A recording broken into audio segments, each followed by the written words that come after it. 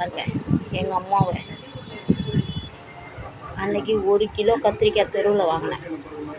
நான் 1/2 கிலோ வத்த போட்டுடுமா, 1/2 கிலோவை 2 நாள் சமைச்சிக்கலாம் 2 பேருக்குன்னு சொன்னேன். இவங்க கேட்காம ஒரு நாள் பொரியல் பண்ணணும், நேற்று புளிக்குழம்பு, முந்தா நேற்று பொரியல், நேற்று கத்திரிக்காய் புளிக்குழம்பு, இன்றைக்கி கத்திரிக்காய் சாம்பார் வச்சாங்க. தொடர்ந்து கத்திரிக்காய் ஒத்துக்காமல் காலையிலேருந்து வாமிட்டு. காலையில் குழம்பு வைக்கும்போதே சொன்னேன், ஏம்மா 2 நாள் கத்திரிக்காய் சமைச்சாச்சு, இன்றைக்கி சாம்பார் வேணாம், செரிக்காது, நேற்று ஹெவி ஃபுட்டு வேணாமான்னு சொன்னேன். கேட்காம தின்னு சமைச்சிட்டு அவங்க எடுத்து கொடுக்கறது தான் நான் சமைக்க முடியும். இன்றைக்கி ஃபுல் அண்ட் ஃபுல் வாமிட்டு, சுத்தமாக ஓயில. ஏற்கனவே பித்தப்பை ரிமூவ் பண்ணவங்க, அதனால் வாமிட் எடுத்து தள்ளுறாங்க.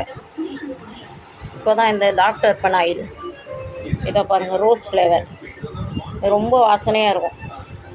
இதை கொஞ்சம் ஊற்றி ஒரு குழம்பு கண்டி அளவு அவங்க மேலே ட்ரெஸ் எல்லாம் பூசி விட்ருக்கேன். கொஞ்சம் வாசனையாக இருக்குது, இல்லாட்டி ஒரே ஸ்மெல்லு. எதையுமே கேட்டுக்க மாட்டாங்க அந்த பொம்பளை. படுத்த இடத்துல எடுமா அப்படி சொல்லிட்டு டப்பாலாம் வச்சா நான் ஏந்திரிச்சு போகிறேன்னு சொல்லி இந்த வழி பூரா எடுத்து விட்றாங்க. இந்த வழி பூரா இப்போ தொடச்சி விட்ருக்கா எல்லாத்தையும்.